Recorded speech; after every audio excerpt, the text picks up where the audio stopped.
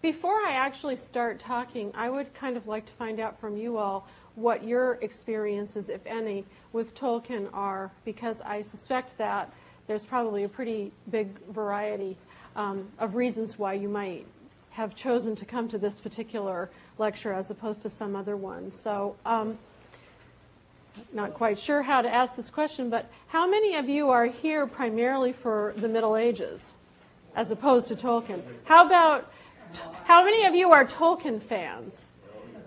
And the Tolkien fans, are you Tolkien fans of long standing, like, you know, since the way before the movies and back into the 50s and 60s when he first published The Lord of the Rings, or 70s? I have to confess, in a way, as prelude to this, that my own knowledge of Tolkien is probably a lot less expert than some of yours, since I've only recently, and really through my students, gotten more interested in him as a personality. And I'll be explaining that a little bit during the course of my talk, but I hope that we'll be able to have a little bit of time at the end so that those of you who already have an enthusiasm or some knowledge that can augment mine can ask questions and make your own contributions to the question that I'm mostly going to be trying to address today, which is why, what are the reasons for his popularity? Just to give you a little bit of a preview before I begin also, what I plan to do is to talk a little bit about the life of J.R.R. Tolkien at the beginning of the lecture, especially for those people who may not be so familiar with his career, and then ask the question about what the causes of his popularity are, really trying to provide two sort of competing answers to that question, and also weaving in a little bit of my own experiences, not only as a teacher but also as a medievalist, as I've become kind of newly acquainted with his work. Until this last year, the last Tolkien that I read was The Hobbit, which I read when I was a freshman in college. But for reasons that I'll explain to you in a couple of minutes, I've gotten a lot more deeply into his fiction in the last 12 months. First of all, a little bit about Tolkien. Tolkien really is a kind of a paradox as a writer, because on the one hand, he is an extremely adventuresome writer. His characters go on these wild travels.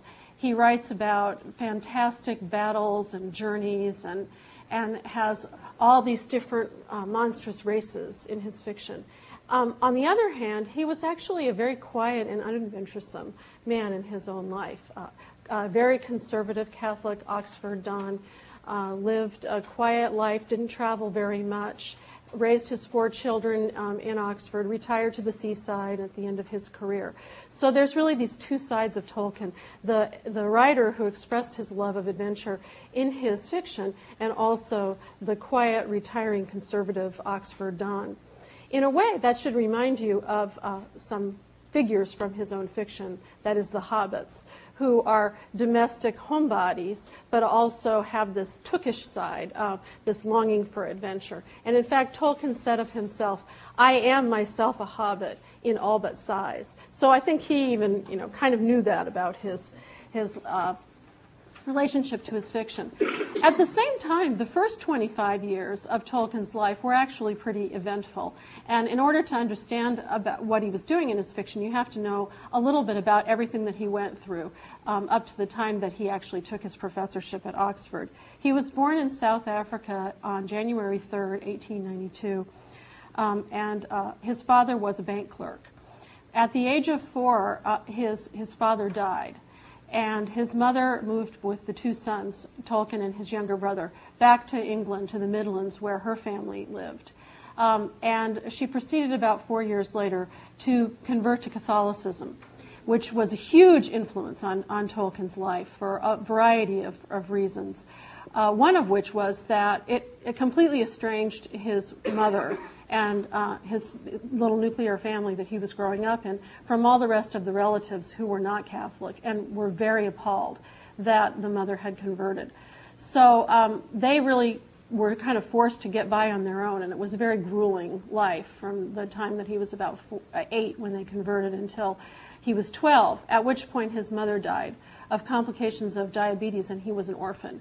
He always blamed the rest of her family for her death, and he sort of viewed her after that as a kind of Catholic martyr, because it was her conversion to Catholicism that had alienated her from the rest of the family, and so indirectly led to her death. She did not make her relatives his guardian. Instead, she made his guardian a Catholic priest whose name was Father Francis Morgan. And Tolkien spent all of his teenage years with his brother living in a boarding house. So he was an orphan by the age of 12, and he really grew up under the guardianship then of this priest living in a boarding house. There was another orphan in the boarding house, one Edith Bratt, who Tolkien immediately fell in love with. And she did ultimately become his wife, but it was only after much adversity before that happened. The first thing that happened was Father Francis Morgan found out that Tolkien had this romance, and he forbade him to speak to Edith Bratt. And Tolkien, being a very, as I was saying before, he has these two sides to his personality, the side that would fall in love, and also the side that would obey what the priest said. So the priest said, you can't talk to her until you're 21. And Tolkien did. He followed that. He stopped any correspondence with Edith Bratt when he went off to Oxford. But then on his 21st birthday, he wrote a letter to her and renewing their courtship.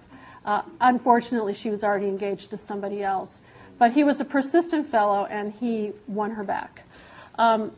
So that's the story of his family life, kind of branching off in one direction. Meanwhile, while he was also living in this boarding house, he was beginning to exhibit his tremendous academic ability, and particularly his amazing ability to learn and understand foreign languages.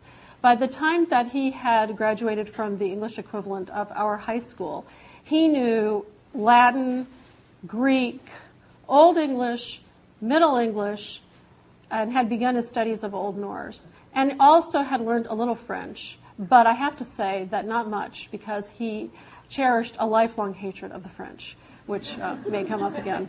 He did not hatred of the French. He did not really think French was a very worthy language, so he really invested more of his efforts in the ancient and medieval languages that he learned. He had also begun to invent the many languages that are the backstory to Middle-earth, languages of Elvish, Sindarin, and Quenya. I'm not sure, am I pronouncing that right? And he would then elaborate those languages more and more as he moved on through his life. So he was a brilliant student. He won a scholarship to Exeter College at Oxford, where he studied first classical literature and then medieval literature, graduating from Oxford in 1915. Of course, World War I was going on. And the first thing that happened to him after graduation is he went directly into the Officers Training Corps, married Edith in 1916, and was immediately shipped out to the front, where, again, almost immediately, he participated in probably one of the most bloody battles of World War I, the Battle of the Somme. Really appalling battle in which 20,000 soldiers were killed on the first day, and over 1 million died in the 5 months of that battle. It was an experience that he would never forget, and that permeated and influenced his view of politics and war ever after. Fortunately for him, he contracted trench fever and was shipped home and mostly spent the rest of the war in hospital. That gave him the opportunity to reunite with his wife and also to work on inventing his languages. Every time that he recovered enough that they were about to send him back to the front, he would get trench fever again. And he, not that he was a malingerer, but it was fortunate for him that he did not have to go back to World War I, because probably he would not have survived it, as all but one of his closest friends did not. And that was another thing that really had a powerful influence on him. You have to, we'll come back to this at the end, but as we leave his biography at the end of his being a young man, you have to see how many things he lost. First his father, then his home, then his mother, then his closest friends in this terrible experience of war, and then even thought at one point that he had lost the one person that he really loved, his fiancée, when he first got back in touch with her. So really, the early part of his life was kind of a process of things being taken away from him. Then, by around 1925, well, then he got a job. First job was working at the Oxford English Dictionary, the OED. He worked there for 2 years. And then he got his first academic position as a professor of medieval literature at Leeds, which he held until 1925, when at the tender age of 33, which was really young for this honor, he was awarded the Bosworth and Rawlinson Professorship of English Literature at Oxford, his alma mater. And he returned to Oxford, and he was there until 1959 when he retired.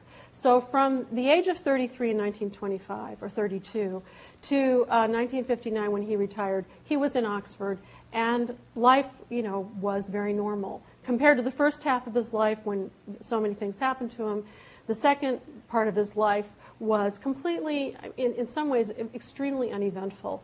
He taught at the same school. He taught the same poems year after year. He raised his 4 children with his wife. As I said before, he did little traveling. He led a very domestic and unadventuresome life. But of course, that's just the outer part of it, because inwardly, he had this tremendous fantasy life that probably grew out of some of his early experiences, as well as his love of languages. And he was creating these languages and creating this mythology even before he published The Hobbit and the Lord of the Rings trilogy. He was already writing down the kind of Bible, the backstory of his great mythology. Of course, that took a fair amount of time. And that was time that he wasn't spending doing his medieval scholarship. So there was always this tension between the fantasy writing that he really wanted to do and the medieval scholarship that he was expected to do as a scholar. Although in some ways, as I'll suggest, that wasn't completely just a tension. He wrote a few really important essays. Probably the most famous essay ever written on the medieval Anglo-Saxon poem Beowulf. He made a translation and edition of the Middle English poem Sir Gawain and the Green Knight. He did, a few other things, but his medieval scholarship career was not nearly what had been expected of him when he was getting off to such a big start with his big professorship in 1925. And there was some tension in his own mind about that. Apparently, when the Lord of the Rings trilogy finally came out in 1954, one of his colleagues said, one response to that was, he ought to have been teaching. And Tolkien himself, in between finishing The Hobbit and writing the Rings trilogy, wrote a short story called Leaf by Niggle, in which he describes this character, obviously, who represents him, who wants to paint this tree in incredible detail and spends his whole life creating this tree, but is terrified that he's never going to be able to finish the tree. And the miracle of the story is that, in fact, finally his tree is finished at the end. And this clearly represents Tolkien's fear at that time that this great Lord of the Rings trilogy that he was working on, he would never finish. But, just as in the story, he actually does. And yet there are characters in Leaf by Niggle that are always criticizing Niggle. Niggle, whose name obviously, relates to the word niggler, because he's always niggling over the details. And one character says about him, I think he was a silly little man, worthless, in fact, no use to society at all. So this is Tolkien's fear that the fantasy writing that he's doing is actually interfering with his scholarship, as indeed it was. But in another sense, his fantasy writing actually was his scholarship, because it grew out of his knowledge of medieval texts in a way that's really interesting. Just to take one example, the word Middle Earth is a word that is an Anglo-Saxon word, midangerd. You can find it in Cynewulf, you can find it in Beowulf. Tolkien is making his own comment on the medieval text, only doing it in a much more fanciful way than a normal scholarly essay would do. So his fantasy literature isn't just fantasy, it's also a kind of scholarly commentary on the text that he was reading and teaching all the time. The most famous story, the most famous anecdote that's told about Tolkien is the anecdote about how he came to write the beginning of the book that would turn out to be The Hobbit, which was really what began his whole fantasy publication career. Apparently, he was grading exams, which he had to do to earn extra money because he was supporting 4 children and didn't have, millions of dollars yet from his royalties. And he was in the middle of grading exams one summer, and he came upon an empty page in the exam that he was grading.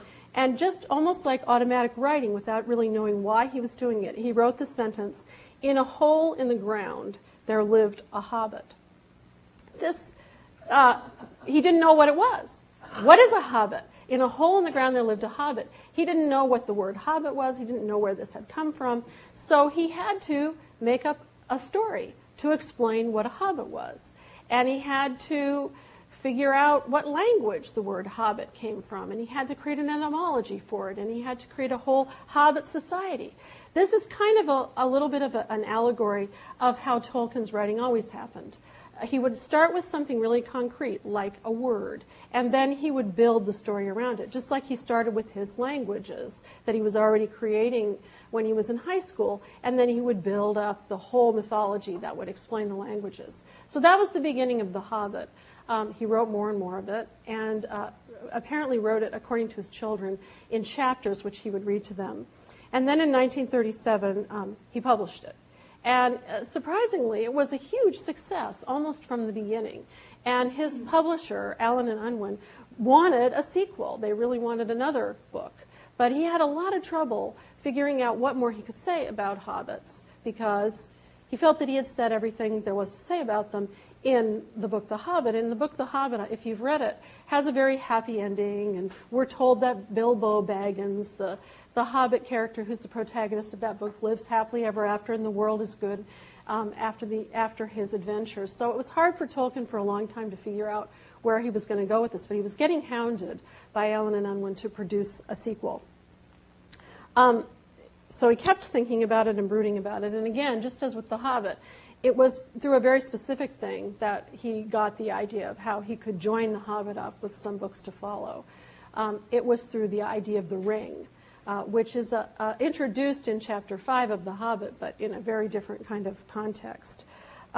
In Chapter 5 of The Hobbit, Bilbo is being chased by goblins, and he can't get away, and he's crawling down this little tunnel to try to get away from the goblins.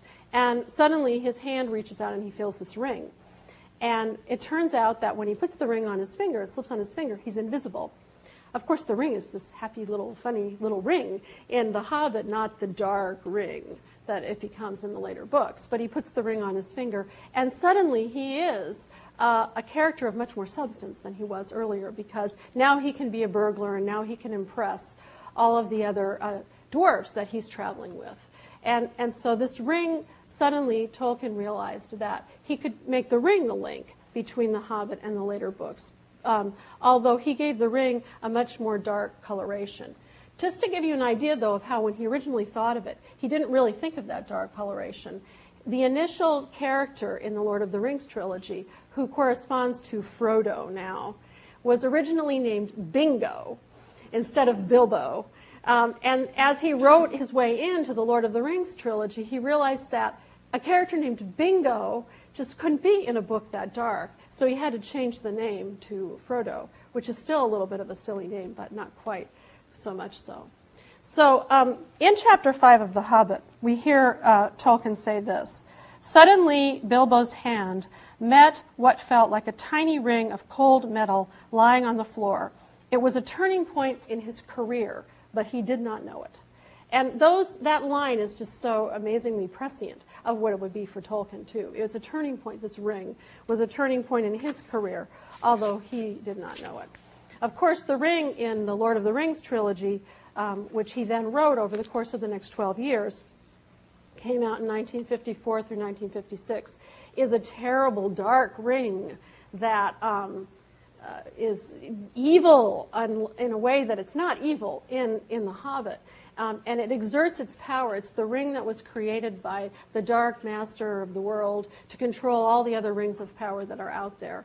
And Sauron, the evil master, is trying to get the ring back so that he can basically rule the world. And Frodo has to prevent this from happening. So it's a much more apocalyptic, much grimmer, much larger vision than the vision that was in The Hobbit. But it was something that sustained Tolkien then and became, as I said before, extremely popular. I want to quote to you a little bit, though, from Dave Barry's review of the second Lord of the Ring movie, because this will lead in, I suppose, a little bit to my own feelings sometimes about Tolkien. Frodo says in Dave Barry's review, "Darn, I still have this darned ring that I got in the first movie." Sam says to him, "The ring with the terrible power that causes everyone who comes near it to overact?" Frodo says, "Yes, and to destroy it we must walk slowly, in real time, all the way across New Zealand," which is where these movies were made. Anyway, I have to confess that while there's a certain part of me that really responds to Tolkien, there's another part of me that just sometimes thinks he's kind of ludicrous. I mean, he's so overdramatic, and he's so pretentiously medieval sometimes in his novels that I really probably wouldn't have sought him out again at my age to kind of get back into his books if it weren't for the fact that my students are real enthusiasts of Tolkien, and I felt that this was something that I ought to learn more about, and also just from a pragmatic point of view, it has the possibility of creating classes that are much larger for medieval literature than used to be in the past. A few years ago, I used to teach a course, you took it, English 211, Survey of Medieval Literature, and we would get maybe, 11, 12, Katie took it too, yeah, 11 or 12 people in a good year in this course. And, it was sort of there's a lot of politics in academia. You have to fill your classes up if you want to be able to keep teaching them. So after a while, I thought, well, maybe if I give this course a new title, it will be a little more popular. So I changed the title from Survey of Medieval Literature to Monsters, Villains, and Wives. And that brought in a few more students. But once it was called Monsters, Villains, and Wives, then it occurred to me that it didn't have to be just about medieval literature. And the Tolkien movies were starting to come out. So I added Tolkien's Hobbit and John Gardner's Grendel to it. And I had to turn students away at 8:30 in the morning, which, I think there was, in the English department, I think there was one other course that had similar enrollments to this course once Tolkien was there. And it's hard to get students to come to class at 8:30 in the morning. Then I started reading Tolkien some more, and going back to The Hobbit, and I read the whole Lord of the Rings trilogy, and I've watched the movies multiple times. Not the second one only once, but the first movie now several times. And, read biographies of him and a lot about him and his letters, and I still haven't read the how do you pronounce it? Silmarillion. I still haven't read that. But I've read a lot of his, I've read his essays, and I've read some of his short stories. And I have to admit he's growing on me a little bit. But even more than that, it's making me, his career, his life, and his philosophies are making me ask questions of myself about what does it mean to be a medievalist, why study, he had different reasons for studying a period of time so distant. How is it that his work makes this period so popular for students? What is the significance of his popularity? Just to give you an example, I know you probably don't need to be convinced of his popularity, I brought in an audiovisual example. This is something that came in my mail last week.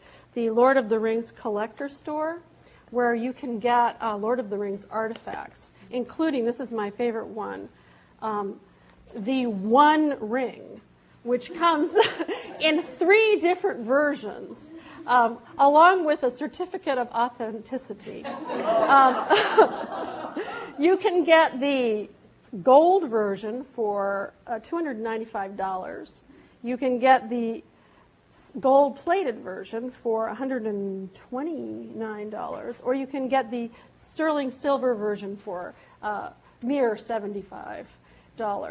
And it comes with a special box and a chain, and there's many other things you can get too, like Gandalf's staff, jewelry, several of the different swords. But I thought the ring, since it's the One Ring in 3 versions, and of course mass-produced but authentic at the same time, was particularly. It had Elvish is written. Yeah. In fact, I'll pass this around. If any people want to write down the phone number. That's right. That's right. You better be careful not to wear it. At Wellesley, the Lord of the Rings trilogy is so popular that there's a special first-class conference. That's our electronic email thing that students participate in. And I have lurked, that's the word, on it a little bit. And I do have to say that it seems to be less motivated by a love of Tolkien than a love of Viggo Mortensen, who is the actor who plays Aragorn. This is what I think is funny about Tolkien, though. Aragorn, son of Arathorn, which is a very medieval way of saying it, since, of course, the Beowulf poet always gives the genealogy of every character. Anyway, The Lord of the Rings movies have made the books even more popular than they were, and they were always popular. The 2 movies, one of which came out in December of 2001, and the second one came out this last winter, have together been nominated for 19 Academy Awards, of which they have won 6. They have grossed $650 million between the 2 of them, and that's counting and still counting because The Two Towers has not yet come out on video. But this stupendous commercial success that the movies are having now is actually just a continuation, I've discovered, of tremendous commercial success that these books have had almost since the moment that they were published. They've been continuously in print since they first came out, which is something that you can't say about very many books that have been published for more than 50 years. In the mid-'60s, the books, about 10 years after they came out, became a huge success with American university students, British university students, environmentalists, and basically hippies.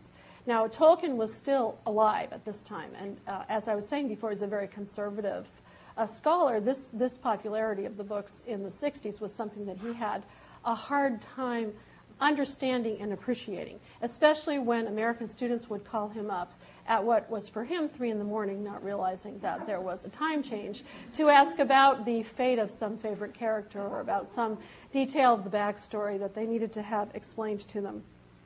He said in an interview to Daily Telegraph interviewers, "American fans are involved in the stories in a way that I am not," which I'm not sure what he meant by that.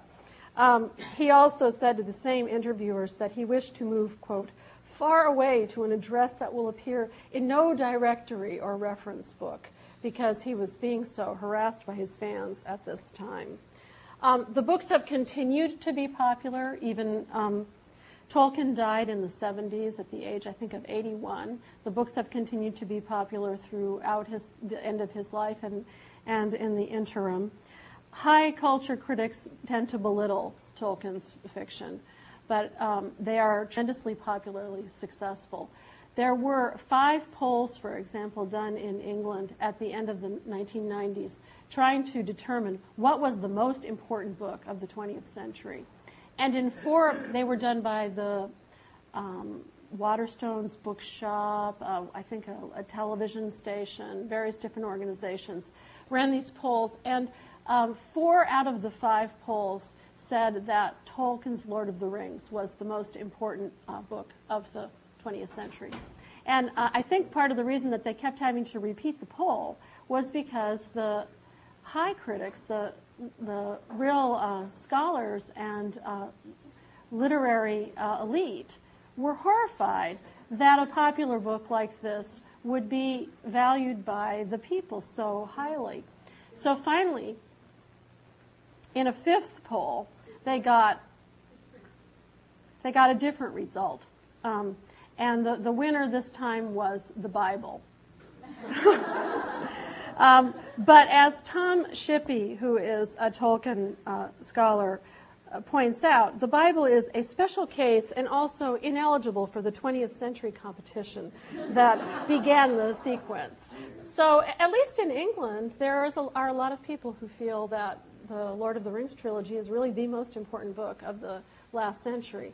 And it certainly, in terms of literary influence, could be qualify for that award, since it really invented the genre of fantasy fiction. If you go into any bookstore now, you'll find whole sections of fantasy fiction books that would not exist if it were not for Tolkien.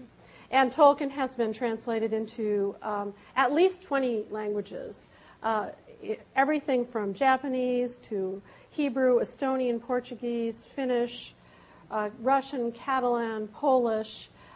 It's just read all over the world. So here's the question. Why?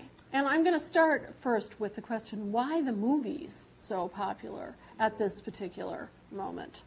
It was supposed to be Harry Potter in 2001. That was going to be, and Harry Potter was a huge success, but it was overshadowed by the Lord of the Rings, Fellowship of the Ring, the first movie in the trilogy, which came out on December 19th, 2001.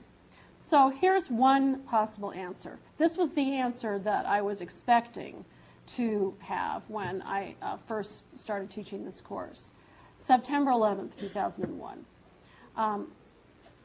It was a time that people were very upset, insecure, fearful, confused, needing a kind of uplift and some moral clarity.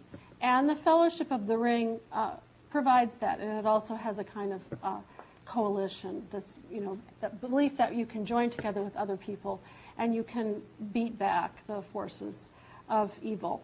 One movie reviewer called without making the connection to September 11th, called the Fellowship of the Ring the Middle-earth equivalent of a UN contingent.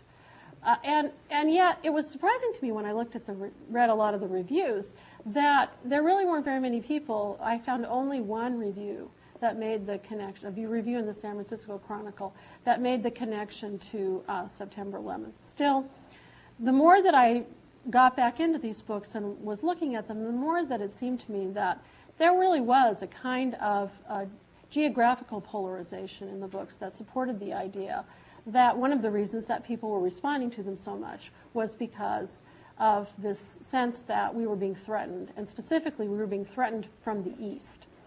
The geography of Middle-earth is essentially the geography of Western Europe. Tolkien wrote the books in the late 30s and 40s, right in the years leading up to and during World War II. And the political situation of that time clearly had an effect on him. He, in the geography of Middle-earth, the Shire, which is where the hobbits live, is clearly supposed to be England. And the rest of Middle-earth is all the other countries of Western Europe. Tolkien really hated Russia. And that, in his mind, represented the East, even though Russia was England's ally in World War II. This was a complicated problem for him. He also loathed Hitler, but in ways that are interesting, again, and complicated, and suggestive of a kind of geographical essentialism in Tolkien. He wrote to his son Michael during World War II that he had a burning private grudge against that ruddy little ignoramus Adolf Hitler for ruining, perverting, misapplying, and making forever cursed that noble northern spirit, a supreme contribution to Europe which I have ever loved and tried to present in its true light. So while he hated Hitler, it was because Hitler was giving a bad name to the Germanic spirit, not because Hitler was a representative of some kind of national essentialism. He thought of the Lord of the Rings trilogy as a kind of basic medieval English myth. He was always sorry that other cultures had their founding myths, but the Anglo-Saxons didn't. He thought that the Norse had their sagas, and the French had the Arthurian legend, which was basically a Breton legend. But the English, that is the people that migrated from Germany to found the English language in England, didn't have their own myth. And he had a fantasy of presenting the Silmarillion to Queen Elizabeth II with the inscription, "The only thing in which your country is not rich is mythology." Even the poem Beowulf, which he loved and taught his whole life, was not, it was written in Anglo-Saxon, but it's about Danish heroes and Swedish heroes. It's not about English heroes. So he saw Middle-earth as kind of his opportunity to provide a native English myth. And it also, he had there was a religious aspect to it. It was, as one author on Tolkien says, a man named Berzer, a myth for the restoration of Christendom. And in fact, Tolkien himself wrote in a letter that he was looking forward in the trilogy to the reestablishment of an effective Holy Roman Empire with its seat in Rome. So there is an aspect of the Lord of the Rings trilogy which is kind of related to European fantasies of spiritual and geographical ascendancy. And anybody who's familiar with the books knows how important the North and the West are, and the East and the South is where all the bad characters come from. The North and the West is where all the good characters come from and where they retreat to. Just to remind you, in September 2001, President Bush used the word crusade, and it had huge repercussions. It was hugely charged. So it really struck me that it's hard not to look at Tolkien's work and look at the popularity of these movies and not think a little bit, yes, that was a particular historical moment, and these books are speaking in some way to that moment. Within the books themselves now, moving on from the movies, Gollum, of course, we all know the name, what he calls the ring, my precious. As I didn't even realize until I was teaching this semester, and I didn't even realize until students were giggling in the back of the classroom, the name of the sword that the Muslim Emir Baligan carries in the Song of Roland is precious. Now, maybe that's just a coincidence, but when you look at the structure of the Orcish language, which is the language spoken by the bad characters in The Lord of the Rings, it definitely has a Slavic character as compared to the other Elvish languages, all these circumflexes and Ks and KHs, which don't come from either Anglo-Saxon or from the Celtic languages that Tolkien was basing the other Elvish languages on. And Gollum in The Two Towers describes the orcs in this way: dark faces, fierce. They have black eyes and long black hair and gold rings in their ears, and some have red paint on their cheeks. And then Sam, in that same book, in The Two Towers, is always desirous of seeing this one special animal that he's always wanted to see, the elephant, which he calls an olifant. And although this is a kind of innocent moment, of course these elephants have this kind of exotic Eastern connection. And here is Sam when he finally sees this mythical olifant. Big as a horse, much bigger than a house, it looked to him. A gray-clad moving hill, on he came, huge great legs like trees, enormous sail-like ears spread out, snout upraised like a huge serpent about to strike. The ruins of a very large war tower lay upon his heaving back. Sam drew a deep breath. An oliphant it was, he said. So there are oliphants, and I have seen one. What a life, but no one at home will ever believe me. Now, this is it's a sweet moment, but it's also kind of a little bit sinister when you think about how exotic these opponents are, how Eastern they are. On the other hand, there are many people around the whole world, not just people in the West, who love and admire Tolkien. In fact, really, ironically and paradoxically, Tolkien is especially popular in Russia and the former Soviet Union. And in fact, there is a whole group of Tolkien lovers in Russia who are called the Tolkienisti. And he's extremely popular in other countries. He's been translated, as I said, even into East Asian languages. And when you think about what the underlying message of the Lord of the Rings is, it's really not a message that is so much focused on polarizing the enemy as it is on creating allies among people who might be very different from each other. For example, the elves and the dwarves have this kind of underlying hostility to each other, but they put aside their differences in order to come together and defeat something that is a threat to both of them. So on the one hand, there's this kind of orientalizing effect of the Lord of the Rings, but on the other hand, there's this very open, very spirit building and community building side of the Lord of the Rings. Tolkien himself, being a very devout Christian and a Catholic, which is a universalist religion, anybody can convert. It's not a religion that is exclusive or divisive in that sense. He was a real universalist. He was not a nationalist. He was not a racialist.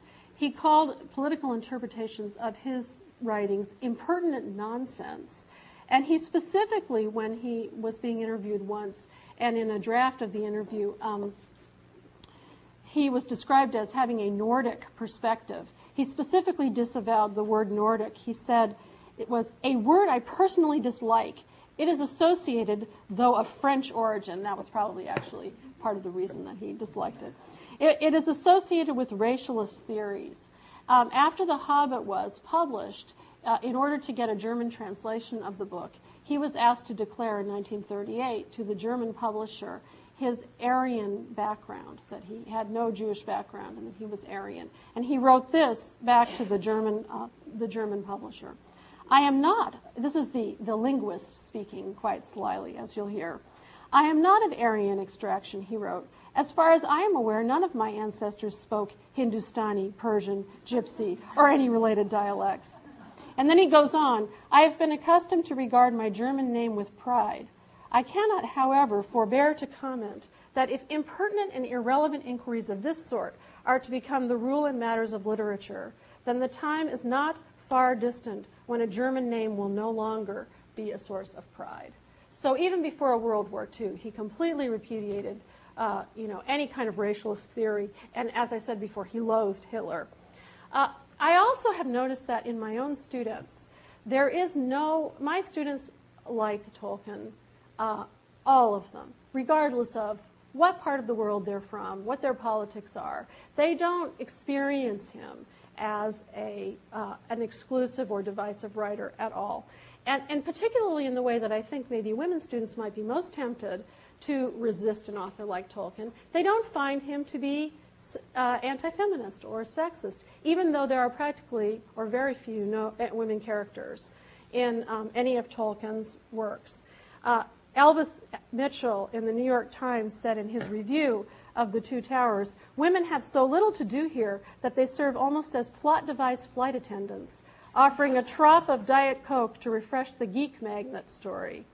But I passed out a questionnaire to some of my students and also some students who participate on this conference. And almost to a student they said that they didn't really care about the fact that there weren't women characters in The Lord of the Rings, that they identify with the characters as diverse people, that there were lots of different variety of characters, but they weren't attracted by feminist deconstructions of the Lord of the Rings trilogy. When I asked them if they thought that the movies had created a new female audience for the books, they were dismissive of that question, and one student wrote, girls drooling over actors, hardly a real female audience for the books.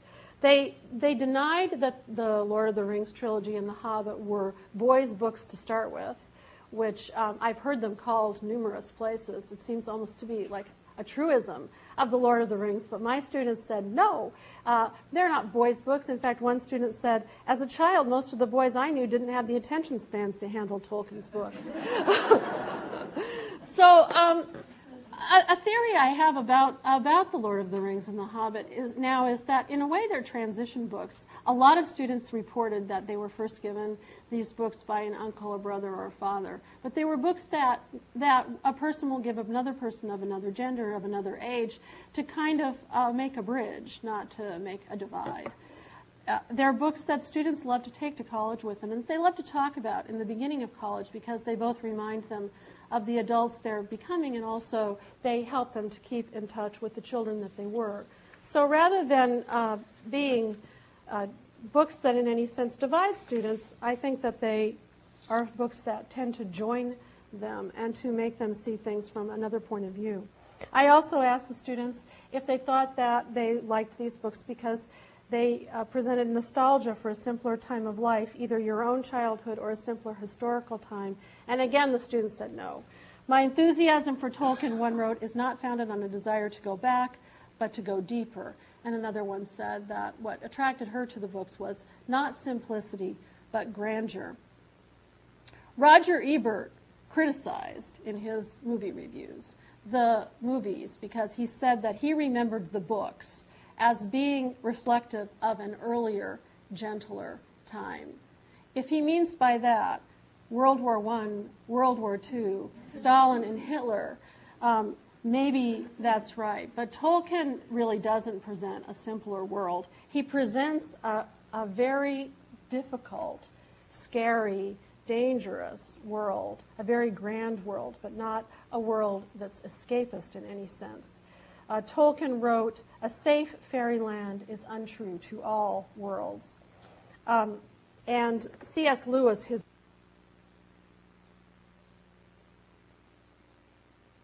no romance can repel the charge of escapism with such confidence.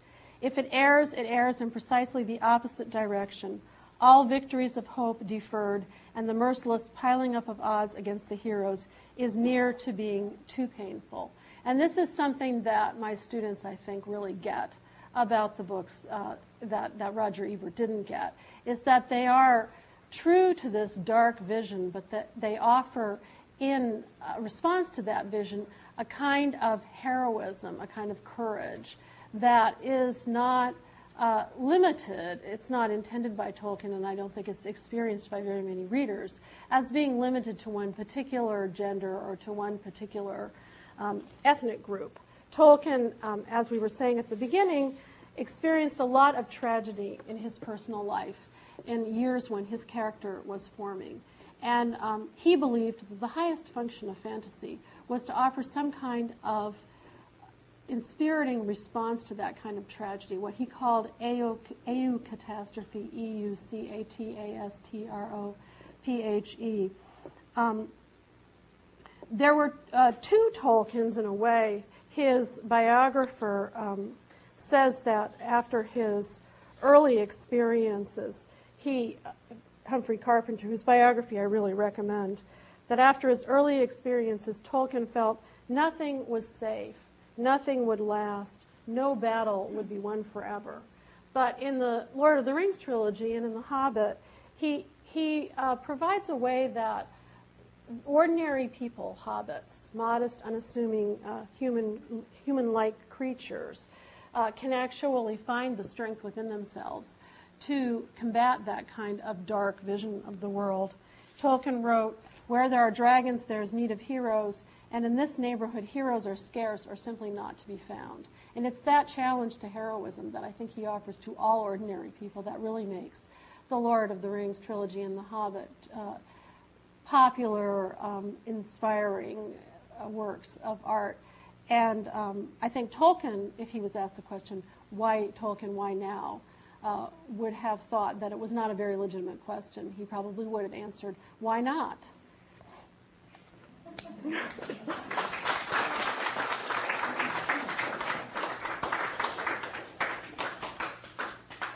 We have, I kind of tried to rush through that last part a little bit to leave just a tiny bit of time for questions or comments, but I hope that you have some ideas that, or some objections, or, yeah. Maybe you said it kind of fast, but and I hope this isn't equivalent, but in what sense aren't the Arthur legends? The Arthur legends, I think, are. I mean, Arthur was the first, in many ways, like the first king of England, but he was really the king of Britain, not England. And Arthur was always fighting against. He was the Celtic ruler, and he was always fighting against the Anglo-Saxon invaders, who are always evil in all of the Arthurian legends. So he, in a way, he's sort of the nemesis of the British. I mean, he's a British king who's the nemesis of the English. Well, he brought Celtic troubadour culture with him from the French. Yes, yeah. And he was really, the Arthurian legends were really popular in French, and a lot of them were written in Old French, too. Like Chrétien de Troyes.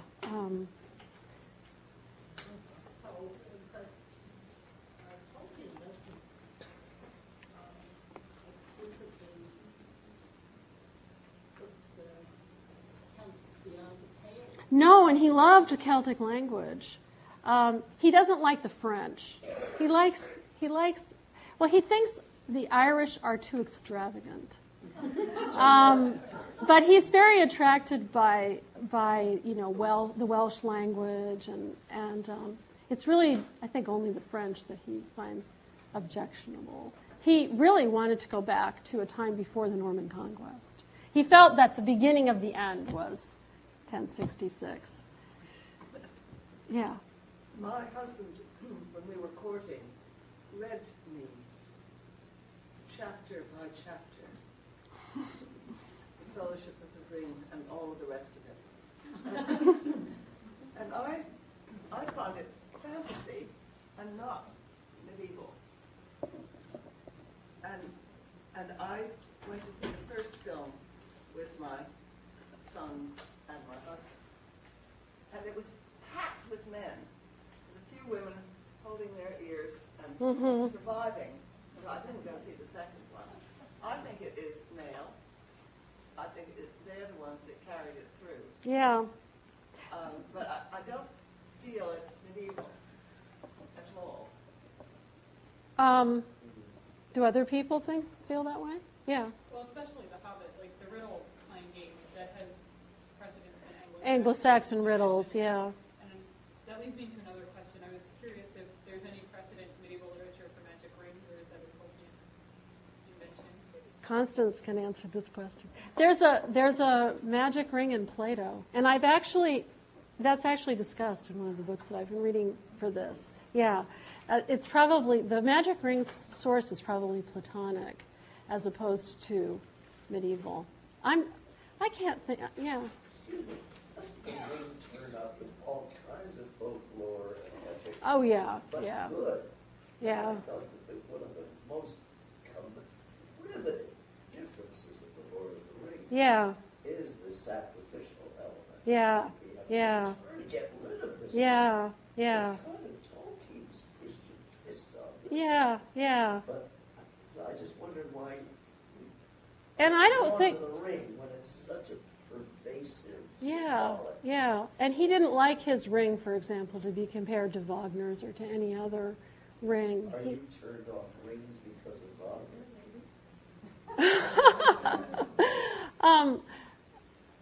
Well, it's not the ring that bothers. I actually like, my favorite part of the Lord of the Rings is the ring and the whole quest. I don't like all the Aragorn, son of Arathorn, and all the sort of hefty. Sometimes it feels overdone. The orcs, yeah. I think the pompous nature, though, is what The pompous. appeals to adolescent boys the most. Yeah.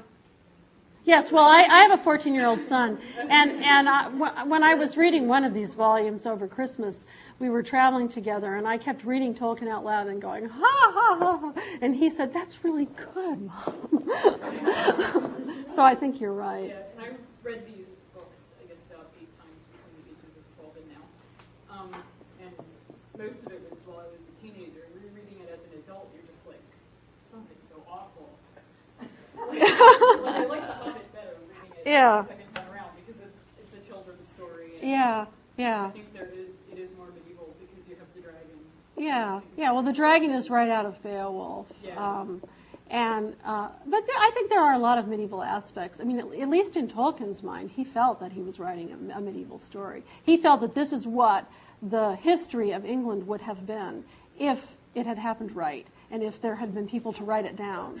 And the languages that he gives his men, for example, in the Lord of the Rings trilogy, the men as opposed to the elves or the other races, is a form of Anglo-Saxon that is basically a medieval. All his characters speak what really amount to kind of medieval languages. Tolkien was a member of the Inklings, as some of you might know, this group of authors in Oxford when he was a professor there, which included C.S. Lewis, who Tolkien converted back to Christianity, and was his close friend for many, many years. But also Charles Williams and several other pretty notable fantasy authors. And I think it was Hugo Dyson, I'm not sure. There was one you have to turn off the sound because I'm going to say a bad word. There was one author, I think it was Hugo Dyson, who whenever the Inklings would meet and Tolkien would read a new chapter of The Lord of the Rings to them, he would say, "Oh, F-U-C-K, not another elf. Not another elf." And that's the attitude that I sometimes feel when I'm reading. It's like, it just gets wearying that and actually as he gets farther and farther into it, the characters speak more and more in this stilted, very high epic sort of way, and less the way that the hobbits do in The Hobbit, where it's very, it's whimsical, but it's very ordinary kind of language.